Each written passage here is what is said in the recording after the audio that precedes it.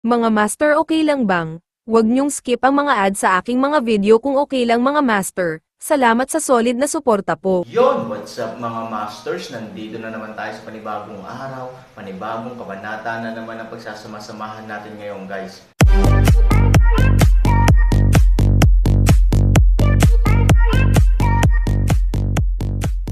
Bali mga masters, kung bago ka pa lang po sa aking YouTube channel, please click the subscribe button, lalong-lalo na po yung notification bell guys, para maging connected pa rin tayo sa isa't isa at maging updated kayo sa mga susunod ko pang video. Bali mga masters, bago natin umpisahan ng kwento ay mag-shoutout po muna tayo para sa mga solid nating tagapakinig. Shoutout kay Robert Tolentino, shoutout kay Jeeps Ignacio. Yun na nga mga masters, no? Bali hindi na ito patagalin. In 3, 2, 1, let's go! Ganti ang ulo. Biglang sumabog ang mga tao. Hindi man nila alam ang inside story. Ang outside story ay magkaribal sila sa isa't isa, ilang oras ang nakalipas. Ayos lang kung hindi ito ituloy ni Han Sanchen, ngunit medyo mahirap intindihin na direkta niyang inilagay ang kanyang buhay sa garantiya. Not to mention them, si Hae-jin, ang taong sangkot, ay mukhang nalilito din sa sandaling ito. Hindi niya inaasahan na bibigyan siya ni Han Sanchen ng ganoong garantiya. Ito talaga ay medyo exaggerated. Gayunpaman, sa pag-iisip ay muli siyang ngumiti. Bagamat ang mga aksyon ni Han Sanchen ay talagang nagpakilos sa kanya, ito ay katumbas ng pagtali sa kanya sa isang mataas na plataporma. Sa anumang kaso, imposible para sa kanya na umatras. Binigay ng amo ng pamilya ang kanyang buhay para garantyahan ka, kaya nahihiya ka bang maglaro ng pagtataksil? Ang moral kidnapping ay talagang napaka-epektibo para sa mga taong may konsensya. At least, ganito ang pangalawang kapitan dito.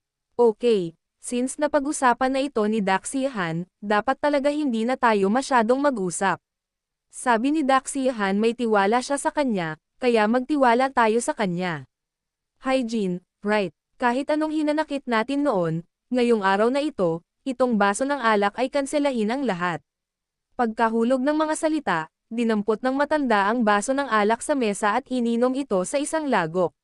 Sa kanya bilang simula, ang iba ay yumoko rin at hindi na nagsasalita. Mula ngayon, opisyal kang naging Deputy Commander ng Polar Bear Legion. Itinaas ni Han Sanchen ang kanyang wine glass at iginalang. Hindi gaanong nagsalita si Hae-jin, ininom lang niya ang lahat ng alak nang walang sinasabi.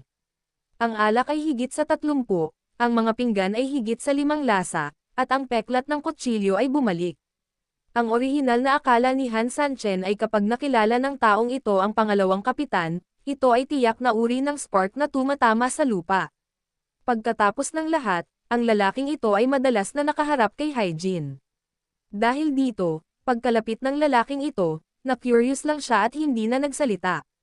Kahit na sinabi sa kanya ni Han Sanchen na si Hae-jin ang magiging Deputy Commander ng Polar Bear Legion sa hinaharap, hindi siya gaanong tumugon. Tumanggo lang siya at sinabing dapat sumunod ang lahat sa ayos ni Han Sanchen. Umasa sa, medyo nalilito ngayon si Han Sanchen, may mali. Ngumiti si Ivory, bilang isa sa mga party sa baybayin noong mga oras na iyon, naiintindihan na niya ang pananaw ni Scar kay Hae-jin ngayon. Desperado namang lumaban ang tatlong tao sa dalampasigan. Sa katunayan, hindi nakikita, itinuring na ni Scar si Hae-jin bilang kanyang teammate. Ang ilang mga damdamin ay natural na nababalot pagkatapos maranasan ang buhay at kamatayan. Ang ilang pagkamuhi, pagkatapos maranasan ang buhay at kamatayan, ay natural na maglalaho ng dahan-dahan. Sa katunayan, nang sabihin ni Hae-jin na aalis siya, nakita ni Ivory ang pag-aatubili at pagkawala sa mga mata ni Scar. Ang taong tulad ni Scar ay tuwid ang puso at walang puso. Kung gusto mo, at kung hindi mo gusto, hindi mo gusto. Kung makukumbansi mo siya, magtitiwala siya sa iyo sa lahat ng posibleng paraan. Ngumiti si Han Sanchen at wala nang sinabi pa. Sinulyapan niya si Scar at nagtanong, naayos na ba ang lahat ng mga aplikante? Ayos na, pero, anong meron? Maraming miyembro ng pamilya. Tumanggo si Han Sanchen. May isip niya talaga ang tanong na ito. Sa kasalukuyang hitsura ng Chanmo Castle, maaaring walang gaanong tao na gustong manatili. Kung may mas magagandang lugar na pipiliin, lahat ay handang pumunta sa mas magandang lugar. Sa katunayan, Handa ang matanda na bigyan siya ng 30,000 sundalo at kabayo dahil sa kanyang mga alalahanin. Tila nasiyahan siya sa pagbabayad kay Han Sanchen, ngunit sa katunayan, pinahihintulutan din niya si Han Sanchen na kunin ang mahalagang kapangyarihan ng Chanmo Castle mula sa impyernong lungsod na ito. Ang mga lumang timer ay palaging ang mga lumang timer, at sila ay napakatalino. Gayunpaman, walang masama sa ginawa niyang iyon, at natural na nakita ito ni Han Sanchen nang hindi sinasabi. Hindi bale, kahit gaano pa karami ang tao, atin pa rin sila. Ngumiti si Han Sanchen at inayos ang kahihiyan sa eksena. Kumain ka na, at sumunod ka sa akin mamaya. Sabi ni Han Sanchen. Tumanggo si Scar, hindi alintana kung natira, kinain niya ang lahat sa ilang subo. Pagkatapos niyang kumain, pinangunahan ni Han Sanchen ang isang grupo ng mga tao patungo sa lugar ng pagtitipon.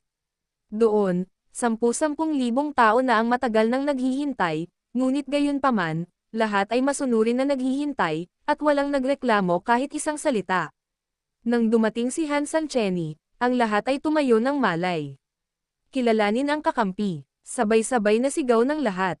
Tumanggo si Han Sanchen. Tumayo na kayong lahat. Kung titingnan ang buong eksena, mayroong 30,000 malalakas na lalaki, ngunit kasama ang kanilang mga pamilya at kanilang mga pamilya, hindi bababa sa 30,000 katao ang dumating. Bagamat pinag-isipan ni Han Sanchen ang puntong ito, sumasakit pa rin ang ulo niya. Malinaw, hindi maaaring dalhin ni Han Sanchen ang grupong ito ng mga tao kasama niya sa kalsada. Kung tutuusin, ang napakalaking pantirya ay parang isang dambuhalang tupa na naglalakad sa damuhan, gaano man ito kaingat, sa huli ay magiging pagkain ito sa paningin ng mga gutom na lobo. Hindi banggitin ang napakahirap na kakayahan sa pakikipaglaban ng mga miyembro ng pamilya, ngayon kahit na ang 30,000 miyembro ng Polar Bear Legion ay pawang mga scumbags. Mukhang sa 8 Desolation Book na lang muna natin sila may lalagay. Sabi ni Su Yingxia. Tumanggo si Han Sanchen. Ito ang tanging paraan, pagkatapos ng huling digmaan, ang mundo ng Tianshu ay aktwal na pag-aaksayan ng oras, at kailangan talaga ng mga tao para itayo ito. Sa pag-iisip nito, tumingin si Han Sanchen kina Daoskar at Haijin. Peklat, Haijin. Sabay-sabay na ikinumpas ng dalawa ang kanilang mga kamay, narito ang subordinate. Ang tropa ay binuo, at ang mga gawain ay mabibigat. Ikaw ang namumuno sa tropa, kaya't maaaring kailanganin mong magsumikap sandali. Sa kabila ng utos ng Panginoon, ang mga nasasakupan ay dapat dumaan sa apoy at tubig, at mamatay. Ngumiti si Han Sanchen, hindi imposibleng mamatay, ngunit maaaring magdusa kayong dalawa ng ilang sandali. Kung pipilitin mong hilingin sa akin na maghanap ng pang-uri, sa palagay ko, marahil ay mas mabuti ang buhay kaysa kamatayan. Paano na? Natatakot ka ba? Sa madaling salita, walang masabi bigla ang dalawa, pero pinagpawisan sila ng malamig. Leader, hindi kami natatakot. Tumawa si Han Sanchen, at tinapik ang balikat nilang dalawa, huwag kang mag-alala. Sumunod ka sa akin, tiyak na hindi mawawala ang mga paghihirap. Ipaparamdam ko sa iyo na ang halaga para sa pera ay napakahusay. Tumanggo ang dalawa, lahat ay ayon sa kaayusan ng pinuno. Tumanggo si Han Sanchen, sinulyapan ang lahat, at iginalaw ang kanyang kamay sa susunod na segundo. Naramdaman ng lahat ang isang flash ng puting liwanag, at sa susunod na segundo, nang imulat nila ang kanilang mga mata, isa na itong mapayapang mundo. Ang mga bundok at ilog ay maganda at maganda. Ito, nasaan ito? Leader, isa ba itong ilusyon? Bakit mo kami dinala sa ilusyon? Oo, ito, ang ganda dito. Nagkatinginan si Han Sanchen at ang kanyang asawa at ngumiti, at sinabi ni Ivory, lahat, ito ay hindi isang ilusyon, ito ay ibang mundo. Ibang mundo. Nakatitig ang isang grupo ng mga tao, halatang hindi makapag-isip. Napakatyaga ni Ivory at ipinakilala ang pangkalahatang sitwasyon ng 8 Desolation World sa lahat. Matapos marinig ang mga salitang ito, bagamat mahirap pa ring intindihin ang grupo ng mga tao, kahit papaano ay naiintindihan nila kung anong klaseng kapaligiran ang kanilang kinaroroonan. Relatibong ligtas dito, at marami pang oras.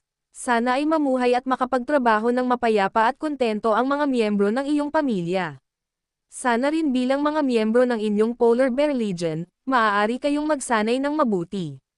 Para naman kay Scar at Hyjin, dahil kayong dalawa ang Commander-in-Chief at Deputy Commander-in-Chief, may karapatan kayong mag-utos at mag-order, kaya natural, responsibilidad nyo rin na manguna at magturo. Kayong dalawa, sumama ka sa akin.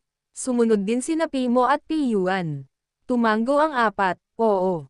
Ivory, ayusin mo munang magpahinga ang mga miyembro ng pamilya. Tungkol naman sa mga bahay, 30,000 sundalo, hayaan silang magsimulang magtayo. Mabuti. Matapos ayusin ang lahat, pinangunahan ni Han Sanchen ang apat sa kailaliman ng gubat.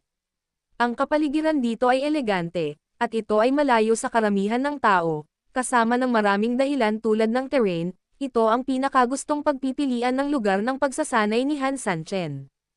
Ang dating Sharp Knife Squad, si Han Sanchen ay pinili din dito para sa lihim na espesyal na pagsasanay. Sumulyap sa apat na tao, mahinang ngumiti si Han Sanchen, mayroon akong pangkat noon na ipinanganak para sa espesyal na pakikidigma, kaya binigyan ko sila ng 3 araw ng espesyal na pagsasanay sa demonyo dito. Kayong apat, 2 ang aking mga apprentice, at 2 ang mga pinuno ng aking bagong legion, ilang araw ng espesyal na pagsasanay sa tingin mo ang angkop para sa iyo. Sa sandaling marinig ito ni Scar, agad siyang natuwa, ang 3 araw, 3 araw ng espesyal na pagsasanay ay maaaring umutot, at ang pinakamasama ay dapat na 30 araw, tama. Pinangalanan si Hyjin, ngunit hindi siya kasing agresibo ni Scar. Kung tutuusin, 3 araw lang ang kailangan para makomplito ng isang Special Operations Unit ang pagsasanay, kaya maaaring malademonyong pagsasanay ang pagsasanay na ito. Kaya naman, nag-isip sandali si Hyjin, bakit wala tayong 7 araw? Ngumiti ng masama si Han Sanchen, okay, 7 araw lang.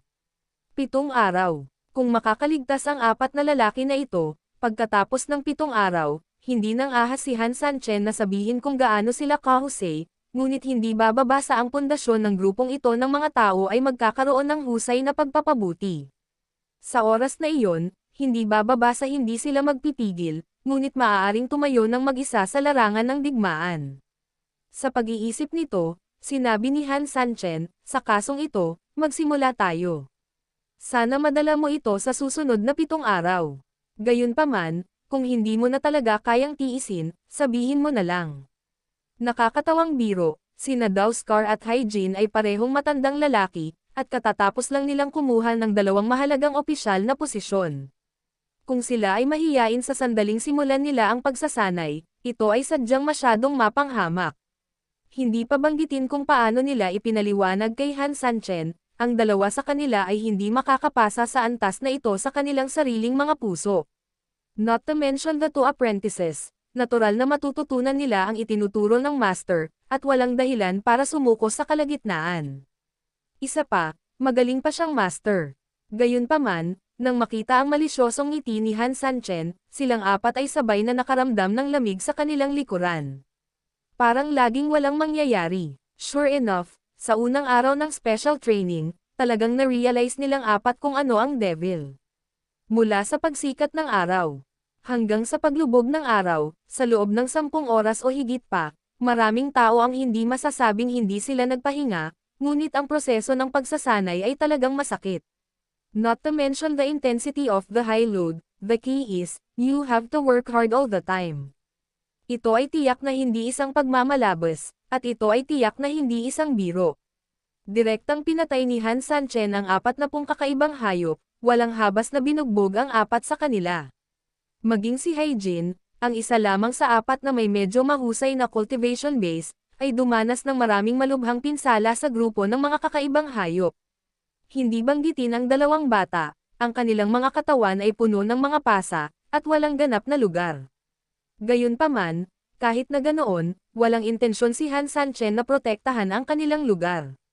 Kinokontrol lang niya ang kakaibang halimaw sa dilim anumang oras, para hindi mailagay sa totoong panganib ang buhay ng 4 na tao, at baliwalain ang lahat.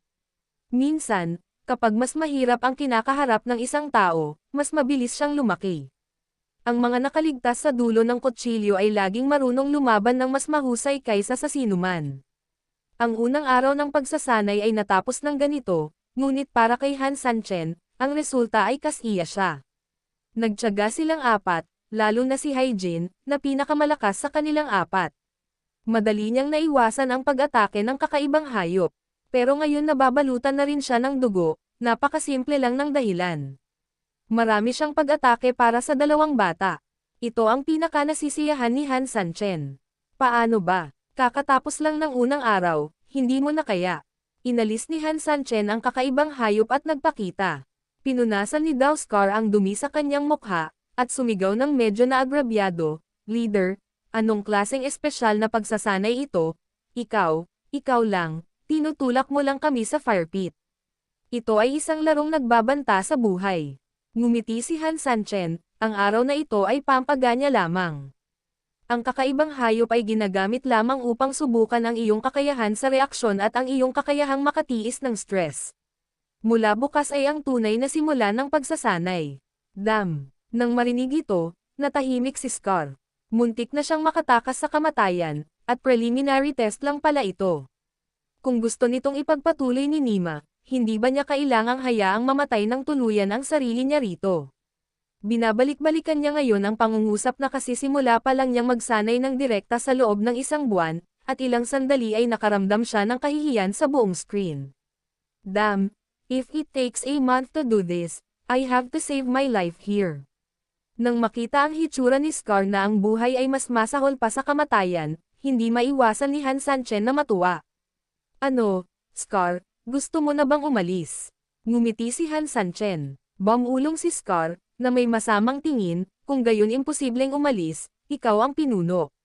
Dahil ayaw mong bumitaw, maghintay ka lang. Narito ako pansamantala ngayon, bumalik ka at magpahinga.